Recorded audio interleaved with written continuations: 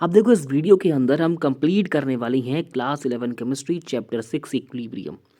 और क्योंकि ये चैप्टर काफ़ी लंबा है तो इसके लिए पूरी थ्योरी ना देखते हुए हम क्या करेंगे कि जो भी टॉपिक्स आपके एग्जाम के पॉइंट ऑफ व्यू से काफ़ी इंपॉर्टेंट है एंड जो चीज़ें आपको जानने की ज़रूरत है वो कर लेंगे। एंड मेन फोकस करेंगे हम लोग इसके न्यूमेरिकल के ऊपर, क्योंकि ऑब्वियसली आपके एग्ज़ाम में जो चीज़ आनी है वो न्यूमेरिकल ही है एंड उसी पर समझने पे ज़्यादा फोकस करेंगे। ठीक है। अब देखो शुरू करने से पहले चैप्टर का एक जनरल आइडिया ले लो कि हम बात किसके बारे में करने वाले हैं।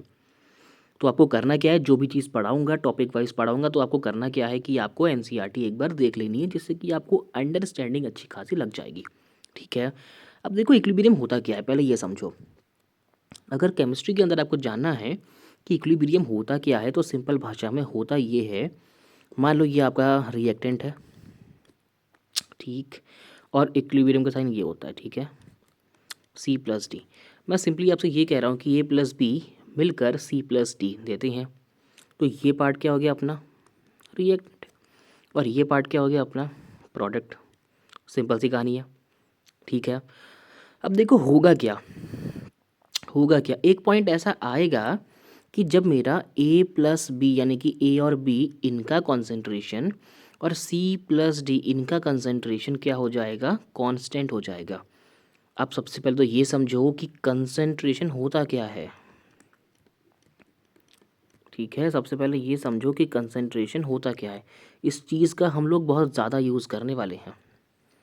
देखो ए और बी क्या बोला था मैंने कि ये सभी क्या चीज़ें हैं, रिएक्टेंट है, यानी कि लेफ़्ट वाली चीज़ें क्या हैं, रिएक्टेंट है, और राइट में क्या होगा आपका प्रोडक्ट होगा। ठीक। तो इन सब का ना एक कंसंट्रेशन होता है। कंसंट्रेशन असल में होता क्या है, नंबर ऑफ़ मोल्स जिसके भी हैं, अगर ए के हैं तो नंबर ऑफ़ मोल्स ऑफ ए ले लो, अपॉन कर देते हैं वॉल्यूम। इस चीज़ से हमारा क्या निकल जाता है, कंसंट्रेशन। सिंपल सी बात है। ठीक है। वॉल्यूम तुम्हारा लीटर में होता है, और इसी चीज़ को हम लोग क्या बोल देते हैं, मोलैरिटी भी कहते हैं, क्योंकि मोलैरिटी भी ऐसी ही कुछ थी अगर याद हो तो। Number of moles of solute present in 1 litre solution is called molarity. ठीक है, सिंपल सी बात है। तो मैंने आपसे ये बोला कि जब भी किसी रिएक्शन में, एग्जांपल के लिए क्या दिया था, ए और बी गिव C+D, तो ए और बी रिएक्टेंट है, सी और डी प्रोडक्ट है। तो अगर रिएक्शन करते करते यानी कि रिएक्शन होते होते इनका जो कंसंट्रेशन है वो कांस्टेंट हो जाए, ध्यान देना मैं इक्वल नहीं कह रहा हूँ, मैंने बोला अगर इनका कंसंट्रेशन कांस्टेंट हो जाए, कोई भी चेंज देखने को ना मिले, 1 घंटा 2 घंटा 3 घंटा यानी कि टाइम बीतता चला जाए पर इनके कंसंट्रेशन में कोई भी चेंज देखने को ना मिले, तब हम कहते हैं ये पर्टिकुलर जो रिएक्शन है ये कहाँ पे रीच कर गई है, इक्विलिब्रियम पे रीच कर गई है। ठीक है, इतनी बात क्लियर है। अब जनरली रिएक्शन जो आपने देखी है वैसी होती नहीं है। एग्जांपल के लिए मान लो 2A है plus B equilibrium with 3C+D। ठीक। तो यहाँ पे आपको सबसे पहले करना क्या है, इक्विलिब्रियम देखने से पहले करना क्या है, सबसे पहले आपको रिएक्शन को बैलेंस करना आना चाहिए। बेसिक सी चीज़ है, बैलेंस करेंगे। बैलेंस करने के बाद ही जाके हम चेक करते हैं क्या, इसका कंसंट्रेशन। और मेनली जो न्यूमेरिकल होते हैं उसमें होता ये है कि हमको बैलेंस करी हुई इक्वेशन ही दी जाती है, और बाकी थोड़ा बहुत हमें खुद से करना आना चाहिए। इतनी बात क्लियर है। अब देखो यहाँ पे आपको कुछ और टर्म्स भी देखने को मिलेंगी। जैसे सबसे पहली टर्म हम जो सीख ली वो क्या है, इक्विलिब्रियम होता क्या है। राइट नहीं करेगा, अच्छा ठीक। सबसे पहली टर्म जो हमने सीख ली वो क्या सीख ली कि इक्विलिब्रियम होता क्या है। क्या बोला मैंने, जब रिएक्टेंट का कंसंट्रेशन और प्रोडक्ट का कंसंट्रेशन क्या हो जाता है, कांस्टेंट, एक पॉइंट पे आके, तो उस पॉइंट को हम लोग क्या बोलते देते हैं, इक्विलिब्रियम बोल देते हैं। सिंपल सी बात है। अब एक बुक में ना देखो एनसीईआरटी में इसका ग्राफ भी दिया हुआ है। ये वाला पार्ट जो है अपना, यानी कि जो एक्स एक्सिस है वो अपना टाइम है, और ये जो है अपना ये कंसंट्रेशन है, क्या है, कंसंट्रेशन है। ठीक। अब देखो रिएक्टेंट ना इनिशियली कुछ ना कुछ तो होता ही होगा। रिएक्टेंट का जो कंसंट्रेशन है वो इनिशियली कुछ ना कुछ होगा ना। शुरुआत में जो चीज़ ज़ीरो होगी वो क्या होती है, प्रोडक्ट। रिएक्टेंट तो कुछ ना कुछ फॉर्म में होता ही है। एग्जाम्पल के लिए अगर मैं क्या कर रहा हूँ, एग्जाम्पल के लिए मैं ए और बी की रिएक्शन करवा रहा हूँ, तो इनका और इनका कंसंट्रेशन तो कुछ ना कुछ होगा ही ना पहले से, ठीक है। यानी कि कुछ ना कुछ तो इनका कंसंट्रेशन होगा। इनको जोड़ के मुझे बनाना क्या है, सी और डी बनाना है। अब सोचो एक बार, जब मैंने ए और बी को मिलाया ही नहीं तो सी प्लस डी तो बनेगा ही नहीं, सिंपल सी बात है। तो कहने का सिंपल सा मतलब है कि ए और बी का शुरुआत में इनिशियली कुछ ना कुछ कंसंट्रेशन होगा, जबकि सी और डी का कंसंट्रेशन जो कि अपने प्रोडक्ट हैं उनका कंसंट्रेशन इनिशियली कुछ भी नहीं होगा। तो अगर इस चीज़ को ग्राफ में अगर प्लॉट करें तो सिंपल सी बात है कि यहाँ पे आना चाहिए रिएक्टेंट और बिल्कुल ज़ीरो पे आना चाहिए प्रोडक्ट, क्योंकि ये तो बना ही नहीं है ना, पर रिएक्टेंट पहले से है। तो होता क्या है कि रिएक्टेंट से क्या बनता है, प्रोडक्ट बनता है, तो इसीलिए इनका कंसंट्रेशन धीरे धीरे धीरे करके घट जाता है और एक पॉइंट ऐसा आता है कि वो कांस्टेंट हो जाता है। जबकि वहीं अगर बात करें प्रोडक्ट की तो होता क्या है, इनमें इनका भी कंसंट्रेशन धीरे धीरे करके बढ़ता है और एक टाइम पे क्या आता है कि वो कांस्टेंट हो जाता है। ध्यान देना, रिएक्टेंट शुरुआत में था, प्रोडक्ट शुरुआत में नहीं था, इसीलिए रिएक्टेंट को यहाँ बनाया और प्रोडक्ट को इनिशियली यहाँ प्लॉट किया। पर रिएक्टेंट से बनता क्या है, प्रोडक्ट। तो धीरे धीरे करके रिएक्टेंट का कंसंट्रेशन घटेगा, घटते घटते घटते घटते घटते घटते घटते घटते होगा कि यहाँ पे एक टाइम पे कांस्टेंट हो जाएगा। क्या हो जाएगा, कांस्टेंट। वैसे ही रिएक्टेंट से क्या बनता है, प्रोडक्ट। तो प्रोडक्ट भी धीरे धीरे धीरे धीरे करके उसका कंसंट्रेशन बढ़ेगा, एक पॉइंट आएगा कि वो भी क्या हो जाएगा, कांस्टेंट हो जाएगा। तो कहने का मतलब अगर मैं इस पर्टिकुलर टाइम रेंज में देखूं, क्योंकि एक्स एक्सिस क्या है, टाइम है, तो इस पर्टिकुलर टाइम में देखो कहाँ से लेके मान लो यहाँ तक रीच, यहाँ तक का, तो इस वाले पार्ट में अपना क्या आ गया है, इक्विलिब्रियम आ गया। यानी कि इतने टाइम से लेकर T1 टाइम से लेकर T2 टाइम तक क्या था, अपना इक्विलिब्रियम था। ठीक, अब जैसे जैसे कंडीशन चेंज होगी वैसे वैसे इक्विलिब्रियम भी चेंज होगा। क्यों बोला मैंने ऐसा, क्योंकि जो इक्विलिब्रियम है वो डिपेंड करता है किसके ऊपर, जो इक्विलिब्रियम है अपना वो किसके ऊपर डिपेंड करता है, वो डिपेंड करता है आपका किसके ऊपर, टेम्परेचर के ऊपर। ऐसा भी कह सकते हो ये क्या है, टेम्परेचर डिपेंडेंट है, सिंपल सी बात। अब देखो बुक में ना क्या किया हुआ है उन लोगों ने, एक तो ग्राफ दिया होगा, एक ग्राफ देखो ऐसा भी बन सकता है, एक ऐसा और एक ऐसा। तो वही बात है, यहाँ पर भी क्या मिल रहा है हमको, इक्विलिब्रियम ही मिल रहा है। ये रिएक्टेंट था, ये था प्रोडक्ट, ये था टाइम, ठीक है। तो ग्राफ ये भी सही है और जो मैंने ऊपर आपको बना के दिखाया है ये वाला तो ऑलरेडी सही है, क्योंकि यही चीज़ हमको एनसीईआरटी के अंदर भी दी हुई है। ठीक है, मैं आगे बढ़ जाऊँ, इतनी बात क्लियर है। अब देखो ना, पूरा नहीं करने वाले, बस समझाना था आपको, डिटेल देना था। अगर इतनी बात आपको समझ में आ चुकी है तो आगे की कहानी सिंपल होने वाली है, क्योंकि आगे उन्होंने फिजिकल इक्विलिब्रियम भी बताया हुआ है। क्या बताया हुआ है, फिजिकल इक्विलिब्रियम।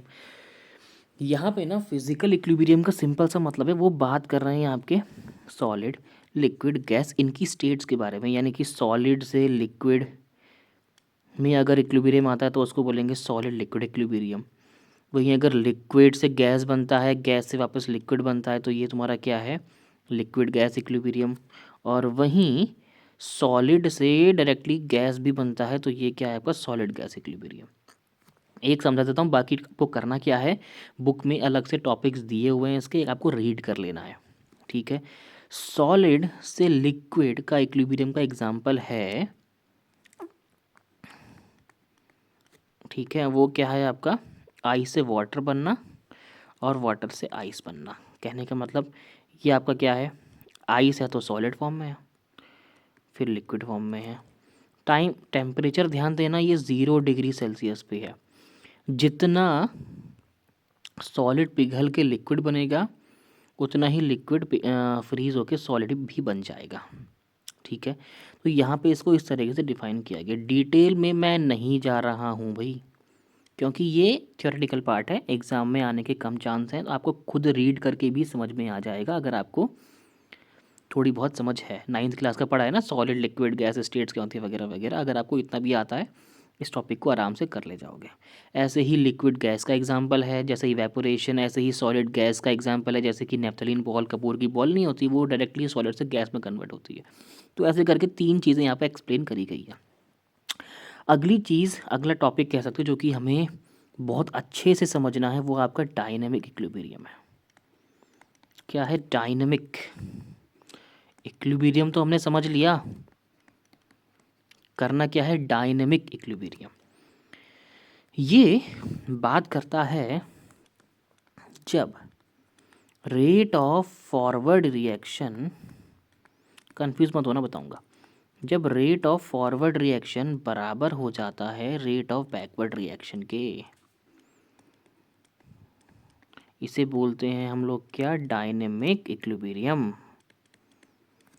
कहने का मतलब क्या है, वही एग्जांपल लेते हैं ए प्लस बी वाला। अगर A plus B equilibrium with C plus D, इतना तो क्लियर हो गया होगा। ए प्लस बी से अगर सी प्लस डी बन रहा है तो ये कैसे रिएक्शन है, फॉरवर्ड रिएक्शन है।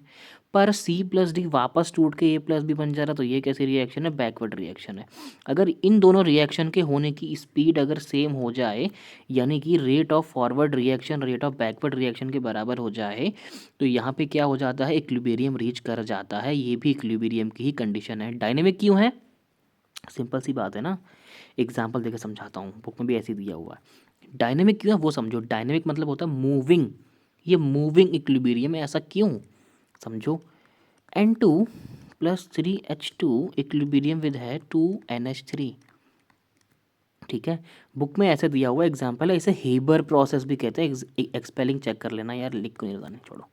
इसे क्या बोलते हैं, इसे बोलते हैं हेबर्स प्रोसेस। स्पेलिंग आप चेक कर सकते हो बुक में, ऐसा कुछ इशू नहीं है। तो इस रिएक्शन को हम लोग बोलते हैं हेबर्स प्रोसेस। इसके थ्रू डायनेमिक इक्विलिब्रियम को एक्सप्लेन किया है। उन्होंने सिंपली बोला है कि N2 और 3H2 मिलके क्या बना रहे हैं, 2NH3। यहाँ से रिएक्शन यहाँ जा रही है, पर कुछ टाइम बाद ये अमोनिया वापस से टूट के N2 और 3H2 भी बन रहा है, ठीक। इसको समझने के लिए उन्होंने क्या देखा था, डायनेमिक कैसे, ये कैसे पता किया। उन्होंने क्या किया ना, H को रिप्लेस कर दिया ड्यूटीरियम से। ड्यूटीरियम हाइड्रोजन है और ड्यूटीरियम है, कह सकते हो इसका आइसोटोप है। ड्यूटीरियम होता क्या है, देखो हाइड्रोजन में सिर्फ एक प्रोटॉन होता है, या कह सकते हो एक इलेक्ट्रॉन होता है। हाइड्रोजन के पास न्यूट्रॉन नहीं होता, इसीलिए इसका मास भी हम 1 लेते हैं। ड्यूटीरियम में ऐसा नहीं है। ड्यूटीरियम का उसके पास एक प्रोटॉन तो है, उसके पास एक न्यूट्रॉन भी है, ठीक है। यानी कि कहने का मतलब ये थोड़ा हैवी है, हैवी है। डायनेमिक कैसे है वो कैसे पता लगाया, उन्होंने क्या किया, N2 प्लस 3H2 की बजाय N2 प्लस 3D2 कर दिया, 2ND3 ऐसा बना लो, 2N3 ना, हाँ। मतलब ये रिएक्शन देखो स्पेसिफिकली मेंशन तो नहीं है, मैंने अपने मन से लिखी है। इतना उन्होंने कहा है कि हमने हाइड्रोजन की जगह ड्यूटीरियम लगा दिया। हुआ क्या, रिएक्शन में ना यहाँ से यहाँ जाते हुए उन्होंने नोटिस किया, और यहाँ से यहाँ आते हुए भी नोटिस किया। यानी कि उन्होंने एक डिवाइस यूज़ किया, मास स्पेक्ट्रोमीटर करके कुछ है, दिया है वहाँ पे। उन्होंने इस डिवाइस के थ्रू ये पता लगाया कि यहाँ पे ND2 D2 NDH इस तरह के बॉन्ड फॉर्मेशन भी हो रहे हैं, लगातार हो रहे हैं। बाहर से देखने में तो ये लगा कि N2 D2 और ये ND3 ये कंसंट्रेशन ना इनका कांस्टेंट हो चुका है, बाहर से देखने पे ये लग रहा था। बट इंटरनली अंदर हो क्या रहा था, कंटिन्यूसली इनका ना बॉन्ड का फॉर्मेशन हो रहा था। बॉन्ड टूट रहे थे, बन रहे थे, टूट रहे थे, बन रहे थे, कंटिन्यूसली ऐसा हो रहा था। तो यहाँ से पता चला कि देखने पे तो लग रहा है कि कंसंट्रेशन कांस्टेंट है, वो चेंज नहीं हो रहा है, पर इंटरनली हो क्या रहा है, वापस से H2 पे आते हैं। इंटरनली हो क्या रहा है, रिएक्शन यहाँ से यहाँ जा रही है और यहाँ से यहाँ जा रही है, कांस्टेंट नहीं हुआ है, ठीक है। मतलब कहने का ये है, दिखने पे तो लग रहा है कि कंसंट्रेशन चेंज नहीं हो रहा है, अब कांस्टेंट कांस्टेंट है, पर इंटरनली हो क्या रहा है, N2 प्लस 3H2 से NH3 बनने की स्पीड और अमोनिया यानी कि NH3 के वापस N2 प्लस 3H2 में टूटने की स्पीड बराबर हो गई है। इसीलिए उन्होंने बोला कि रेट ऑफ फॉरवर्ड रिएक्शन जो है, यार स्पेलिंग का तुम देख लेना, ठीक है, मतलब राइटिंग का, sorry. Rate of forward reaction जो है वो रेट ऑफ बैकवर्ड रिएक्शन के बराबर हो गया है।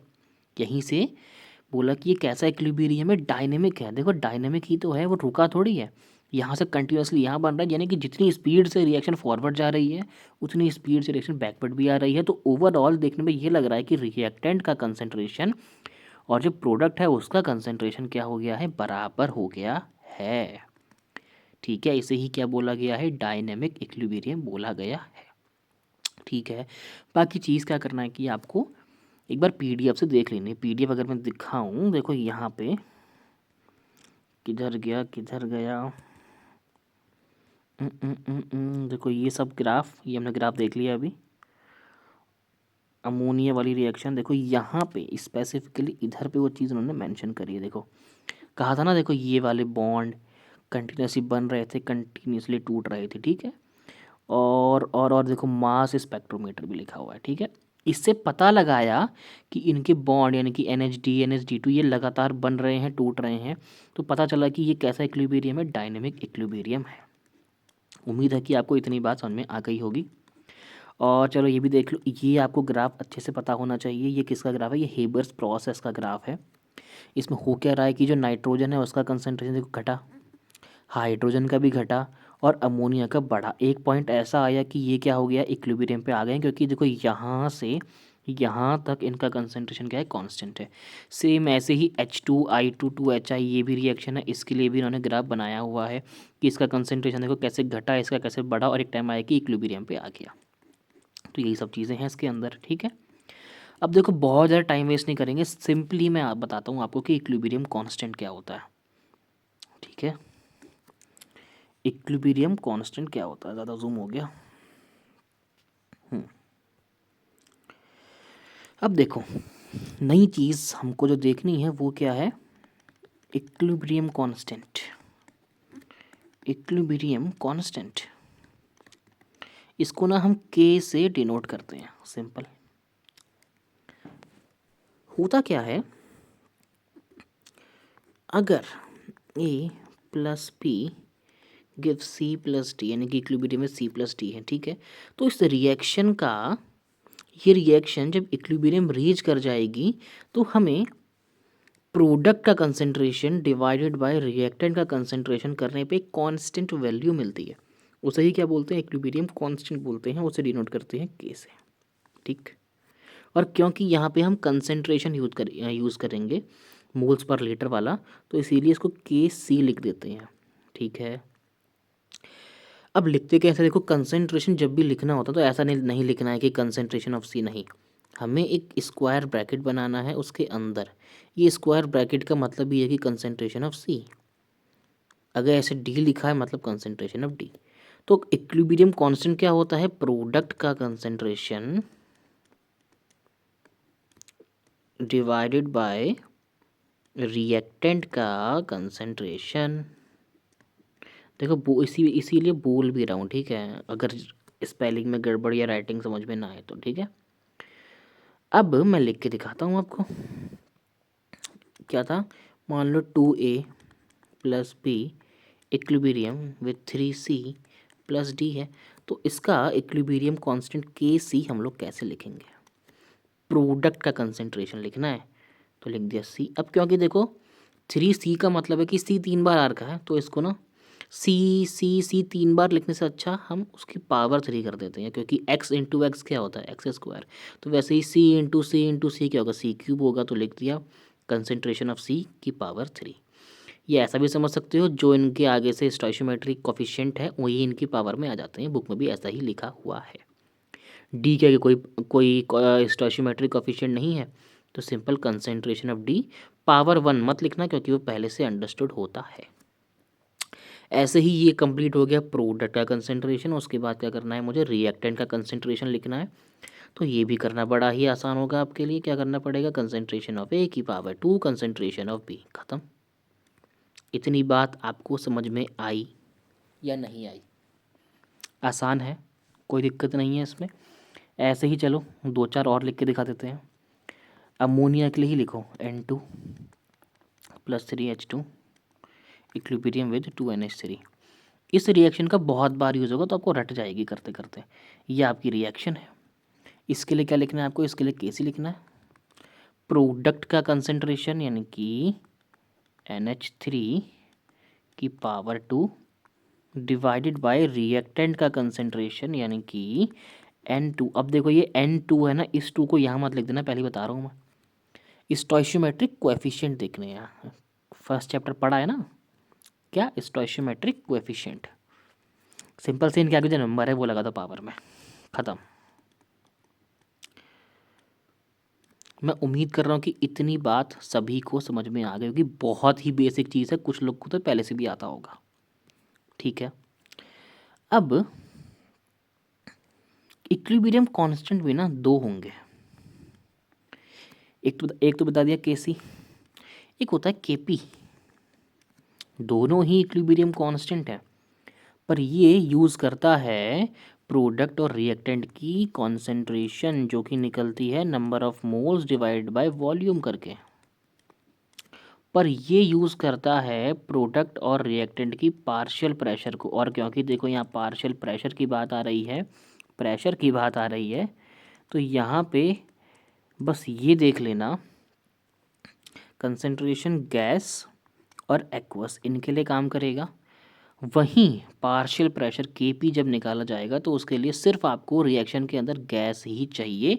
एंड बाय द वे जो रिएक्शन मैंने आपको ऊपर लिख के दिखाई है हेबर प्रोसेस वाली, इसमें N2 भी गैस है, हाइड्रोजन पता ही है गैस है, और अमोनिया भी गैस है। ठीक है, तो इस तरह के इक्विलिब्रियम को हम लोग बोलते हैं होमोजीनियस इक्विलिब्रियम। यानी कि मान लो ऐसी रिएक्शन है H2 + I2 गिव्स 2HI, इसमें सभी कंपोनेंट रिएक्टेंट और प्रोडक्ट सभी गैसेस हैं, ये भी गैस, ये भी गैस, ये भी गैस, सभी गैसेस हैं। तो क्योंकि इसमें स्टेट का बिल्कुल चेंज नहीं, एक जैसी ही स्टेट है, तो इसीलिए ऐसे इक्विलिब्रियम को हम होमोजीनियस इक्विलिब्रियम भी कहते हैं। बात समझ में आई कि नहीं? आ गई होगी, बड़ी आसान चीज़ है। ठीक, इसको क्या बोला जाएगा, होमोजीनियस इक्विलिब्रियम, अगर आपकी स्टेट चेंज नहीं हो रही है तो। अब आपको करने हैं एग्जाम्पल 6.1 एंड एग्जाम्पल 6.2। ठीक है, अगर वो कर लोगे तो आपको अच्छे से समझ में आ जाएगा जो भी हमने अभी तक पढ़ा, उम्मीद कर रहा हूँ कि आया भी होगा।